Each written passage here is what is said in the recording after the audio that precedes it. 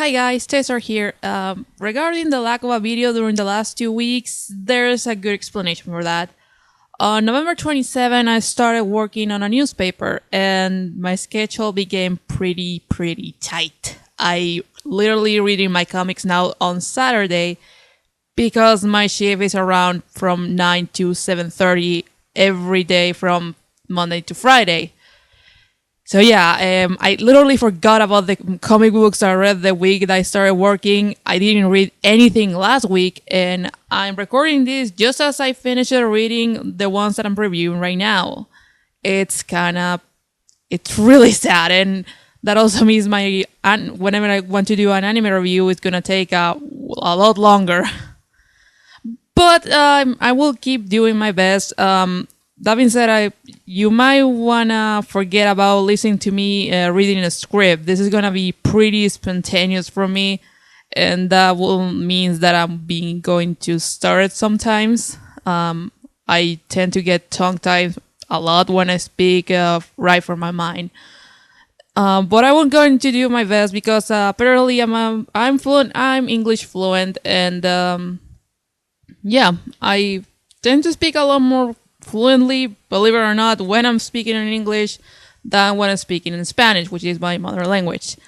So let's get this round started with Thor number 3. This comic book decided to get a little bit more insight on the motivations of the villains, Malachi the Accursed, and of course the Frost Giants. It's a bit weird, and I was kind of a bit disappointed that their whole smashing invasion boils down to trophy hunting, but at the same time it gives you an idea of how their civilization works in psychological terms. You can learn a lot from people just for looking at what they want and what they value.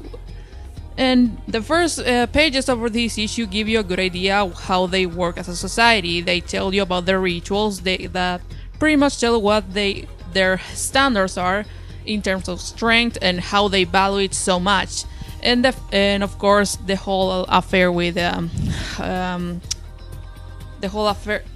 fallen king. As for the new Thor, whose name we still don't know, seriously, we still don't know who she is, and in fact, Malachi only makes the matter even worse by saying, "I can't wait to see who you really are," and you know what? I can't either. And the fight that ensues is very creative. She's separated from her hammer, and she has to resort to all sorts of different strategies to beat her opponents. It's really creative on their setup of their action sequences, and I love the artwork. It walks a fine line between cartoonish and very detailed. It literally transmits energy with every shot. It's gorgeous. Now, the last part of the book pretty much ends what I assume is pretty much the introduction arc for the book itself, and it starts like the main conflict between the new goddess of thunder and of course the ice giants. And then we end on a cliffhanger that pretty much I think is gonna end with the final reveal of who the hell this woman is, whose personality I really like. She's smart, but at the same time she's starting to deal with the ramifications on whatever or not she considers herself on par with the people that came before her, and I can wait the resolution for that. I really enjoying this comic, and I was really happy to find out that the second issue was in the top 10 of the most sold titles of November, and it's good for the industry to have at least to have these female-led comics ranking so high. For this issue in particular, I give this a 4.5 out of 5. I was a little confused about the motivations of the Ice Giants in the beginning, but then they clear out pretty much on what they really want. Although I'm not sure the kickoff to the main conflict will be as strong, because I don't know, do they really value their trophies so much to the point they're gonna start a war over it? I don't know. Anyway, like I say, 4.5 out of 5. Great comic, don't miss it. This is great stuff.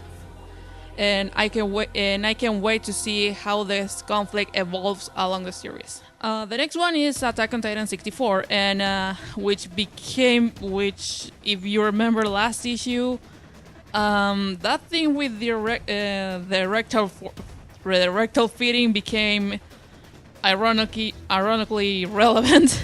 If you remember that image that I really don't want to put on the screen.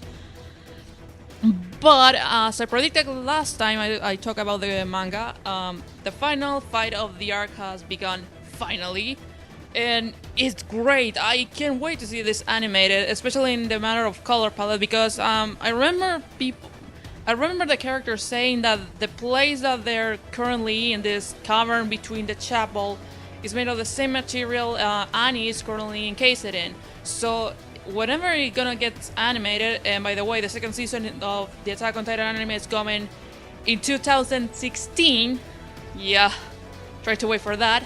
So they're gonna have to really up the lighting here, because this is actually an aerial battle on a place basically made of crystal. So it's gonna look great, and it looks great already. Isayama has a great eye for action scenes, especially when, and even more so here, because both opponents are literally swinging through the air. It's 3D maneuver gear versus anti-maneuver gearing, and there's also some really cool display of tactics, and the fight ends in this gigantic cliffhanger that pretty much left the entire audience of the manga screaming in Tumblr like, if you kill this person, I'm gonna quit.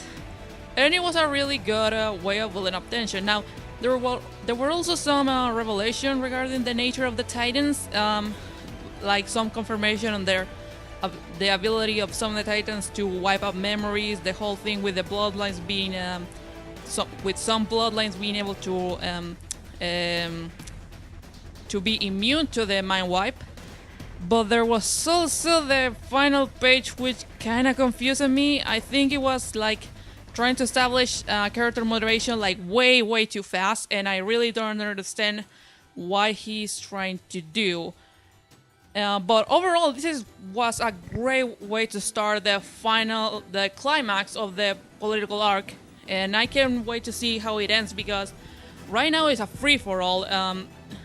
We also got some pretty nice motivations for the people of the Central Brigade, and that's good to know, because we have been tripping into really dark territory. It's no longer good guys versus bad guys.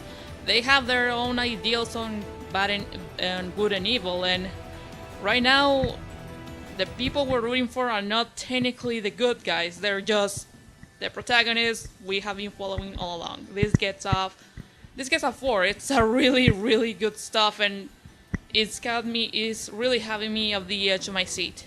And the last one is Batman Eternal number 36. Yes, number 36. And okay, this pretty much like closes the book on the Jason Bard story. And side note, Vicky Vale only appears in one page of the book, but she's great. I really love it. The verbal smackdown that she gave Jason, and also I love the other verbal smackdown that Bruce gave to Jason Bard, who really deserves it. This guy is really a douchebag. But what follows is pretty much Batman having a mental breakdown. He really doesn't know what to make of this whole mess, and he really doesn't know who's the real responsible. Hush is just he's just another pawn in this gigantic game of chess, and it really tells you about Batman's personality, of how paranoid he can get when he starts to almost lash out against a prisoner or against one of his own allies. He really wants answers, and he really wants to have some semblance of control over his city. You can see him watching all these panels, like trying to figure out who of you is messing up with me. Sorry about that. And there's a bit of a reveal here, and not too sure about it. It feels like Scott Snyder fanboying again. If you read Zero Year, you know who he's fanboying over with. Yeah. Overall, what this was mostly about closing down the storyline with Jason Bard and finishing up his character arc. But at the same time was about kicking up the what I assume is gonna be like the final confrontation with this supposed big bad of the whole story. The artwork was also pretty solid, although it wasn't something to write home about. That being said, there was a couple of shots like when Bruce is looking at the monitors and then with the shadow looking over the pictures. Like with Bruce, it looked like he was shrinking over his own paranoia, and with the shadow or looking over the pictures, it looked like it was spreading out and covering everything. That was a clever trick that gives you the contrast between Bruce's state of mind and the supposed big bad state of mind.